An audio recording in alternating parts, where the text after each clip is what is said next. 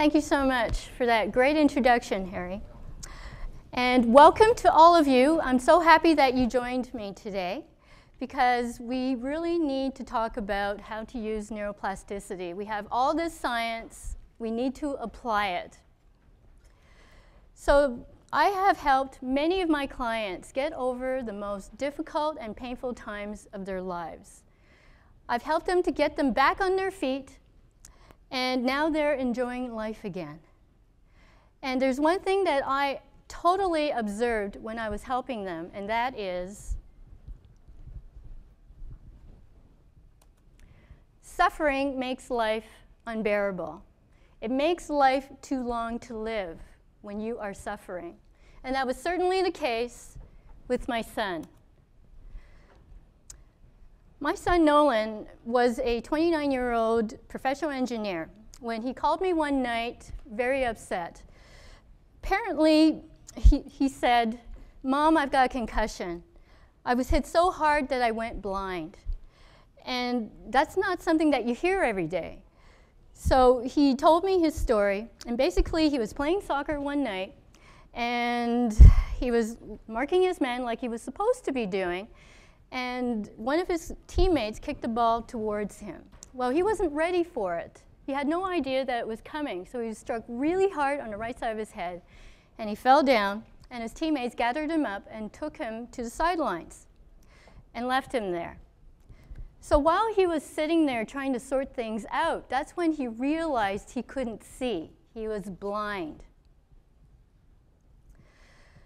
Imagine the terror that was going through his mind because his entire life changed in that one moment. He doesn't know how long he was sitting there. Maybe it was 10 minutes, maybe it was 20, but thank God his eyesight came back. And then he made a decision. He went back out on the field. And he did that because he felt responsible, because his teammates were shorthanded that day. Even though he knew he wasn't feeling very good, he figured, I can just stand there like a pylon and allow my teammates to get a break. They could sub on and off. So that's what he did until the end of the game. And then he drove himself home, and that's when the pounding headache started. He knew he had a concussion. He was going to take care of this by himself, so he canceled all his extracurricular activities, and he said he was going to rest when he could. The only thing that he did not stop doing was work. He continued to go into work. He's a very busy professional engineer with a lot on his plate. So by the time he called me that night, it was more than 2 weeks later, and everything had gone from bad to worse, because now he wasn't eating, he wasn't sleeping, he had headaches almost all the time. And now he was burning the candle from both ends because he knew that if he continued to be like this, that eventually his work would suffer too. So there was a lot on the line. So he asked me for my help. I'd like to back up about 10 years earlier to another call that he made to me, also very upset. So these calls do not come very often. That time, he told me that a friend of his had just told him about a mutual friend who had just committed suicide. This young man had just been told that his father had a brain injury, had a brain tumor. And so one day, this young man just decided to walk in front of a moving rapid transit train, and he ended it. And then my son said, "Mom, why would he do this?" So I thought about it, and I said,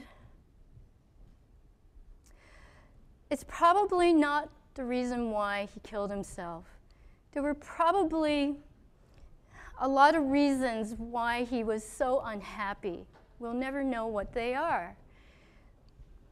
But the fact that he killed himself really meant that, yes, his father's diagnosis just pushed him over the edge, and he wanted to end it.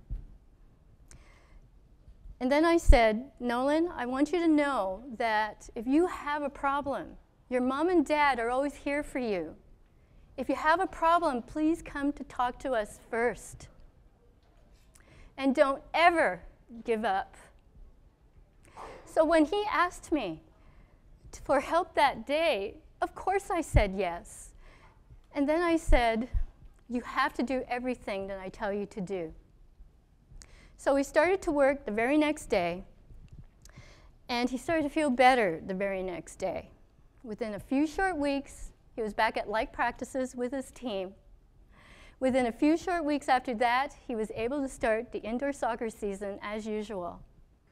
He skied all winter long in the Canadian Rockies, and he played pool league all winter as well, and he continued to work. He never missed a day of work.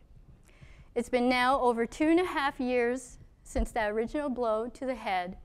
He's never had a relapse. No more headaches, no more eye problems. Definitely no depression. He is living his life on his own terms.